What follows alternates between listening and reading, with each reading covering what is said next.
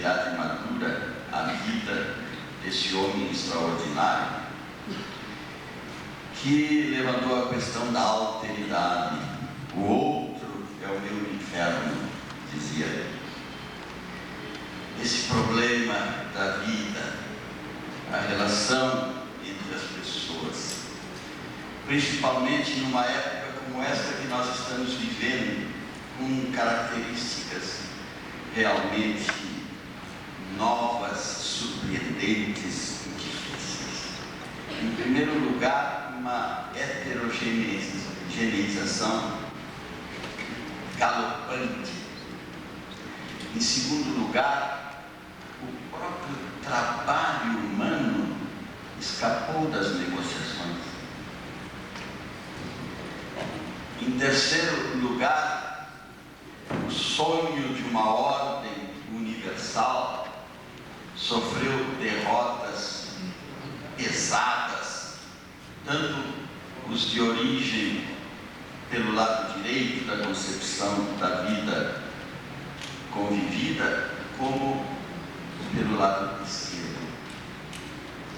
E a própria individualidade. Hoje, se defronta com uma luta relacionada com a sua própria identidade. Porque nós, no mundo moderno, habitamos diversas pequenas tribos, conforme a lição de Michel Maffezoli. E em cada tribo temos uma identidade diferente, porque em cada uma delas temos de cumprir um papel diferente. Maffezoli cita a família, a escola, o lugar de trabalho, o clube social, a droga, as relações que a droga envolve, a própria violência, que é difícil praticar a violência sozinho. Qualquer policial sabe que quando um criminoso, um homem violento está sozinho, é mais fácil dominá-lo, não só no sentido físico, no sentido psicológico, mas quando eles estão juntos, um testemunha o outro, e há um compromisso de heroísmo e de levar ao extremo a conduta. Então esse ser humano moderno habita um mundo muito plural e nos obriga a identidades sucessivas, muito diferentes das outras. Cabe então perguntar: é possível organizar humanamente esta sociedade? Eu acho que o tempo é sempre um tempo de se vencer o tempo. Eu acho que esta época da pluralização, da heterogeneização, esse tempo em que a relação capital e trabalho se encaminha para a dissolução, esse tempo tem que ser pensado com muita seriedade, porque as dificuldades para entendê-lo e para projetar uma vida convivida com responsabilidade são bem maiores que as dificuldades enfrentadas por nossos antepassados. Com todo respeito à tradição, e eu acho que esse vínculo com o passado é absolutamente indispensável para qualquer ser humano, as novas gerações, os nossos filhos, querem construir um mundo completamente diferente do que nós vivemos. E eu considero, humildemente, uma irresponsabilidade nós depositarmos em nossos filhos e nossos netos, isolando-os nesse invenir, isolando-os nessa invenção de suas próprias vidas, enquanto vidas coexistentes, enquanto vidas convividas. Eu acho que nós, os homens maduros, devemos ser suficientemente humildes para ajudá-los a pensar com a própria cabeça. Eu estou fazendo essas referências porque estou vivendo, e não é a primeira vez, sou um homem experimentado nisso, uma instância delicada, sutil, cheia de subentendidos e de mal-entendidos, e preciso, nesta hora, abrir toda a capacidade de livianeza de coração que existe dentro de mim, para lembrar a vocês que perante a criança com a qual convivemos, onde quer que ela seja, qualquer que seja sua mãe, sua cor, sua raça, seu sexo, perante as crianças do mundo, nós só temos uma obrigação moral: a da elegância.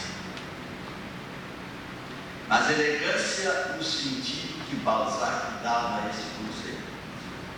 Elegância, dizia Honoré de Balzac, consiste em parecer ser o que se é.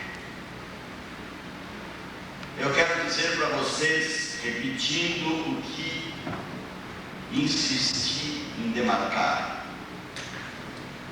que a última conversa que tive com o delegado Luiz Fernando Rubino me permitiu solicitar que mantivesse comigo as mesmas relações de amizade que tivemos até agora. Porque a sociedade precisa saber que esta substituição não tem nenhuma denotação ou conotação punitiva. A sociedade precisa saber que esse ato de administração não contém nenhum sentido de desacordo com a eficiência, a capacidade e a idoneidade do delegado. Este ato, ele se define específica e claramente como uma estratégia em relação a um planejamento que envolve a articulação de diversas importantes instituições do Estado, no sentido de desencadearmos um processo de dignificação, um processo para estabelecer a elegância espiritual nas atividades relacionadas com a segurança. Digo-lhes, então, que a minha palavra tem que ser esta, uma homenagem ao delegado Luiz Fernando Rubino, e o meu profundo agradecimento pela cooperação, pelo trabalho que desenvolveu, pelo que fez, e até, se me permitem uma particularidade, até pela maneira compreensiva com que ele assimilou as minhas ideias transformadoras, que eu sei que não são fáceis de serem assimiladas por uma cultura calcificada por certo tipo de sacralização. A minha mensagem é esta: deve haver um lugar no tempo ou fora dele, na eternidade, um espaço, não sei como ele pode chamar-se, mas talvez possamos falar em céu. Deve haver um lugar onde nós todos permitiremos o sofrimento, até se for necessário. Desenvolveremos desenvolveremos as nossas alegrias, nossa capacidade de afeto, nossa capacidade de integração, nossa capacidade de comunhão. Mas eu não vejo por que não tolerar em qualquer instância, até mesmo na eternidade, um certo sofrimento. Mas eu creio que se Deus existe, neste lugar não acontecerá contigo o sofrimento que nós produzimos.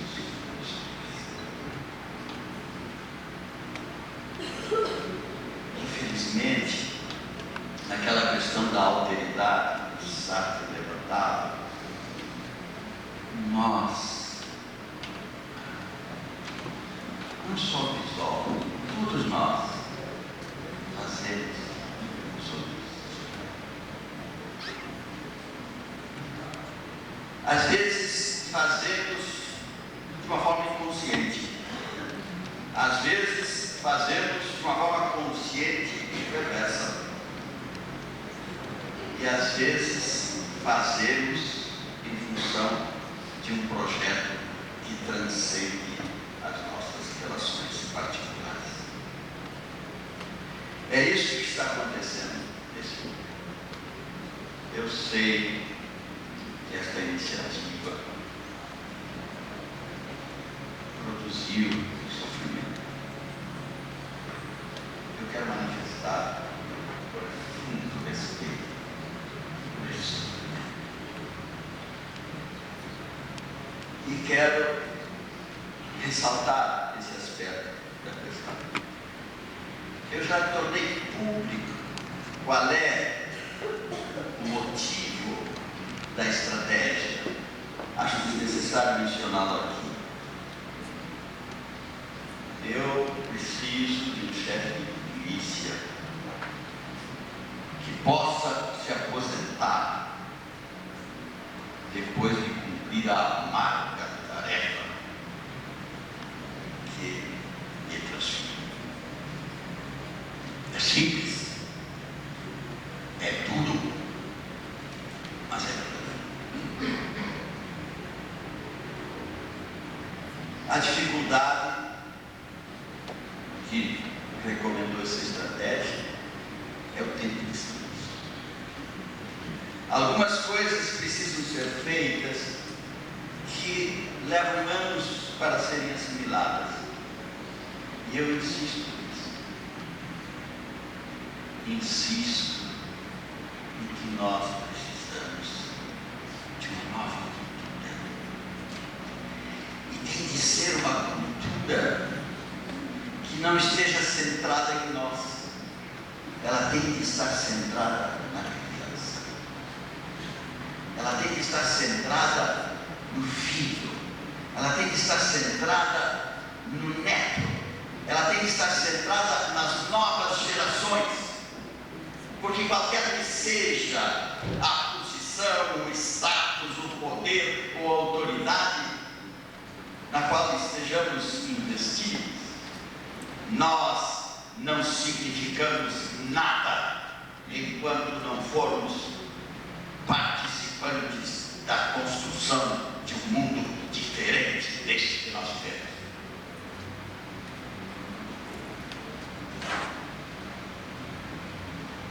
Então,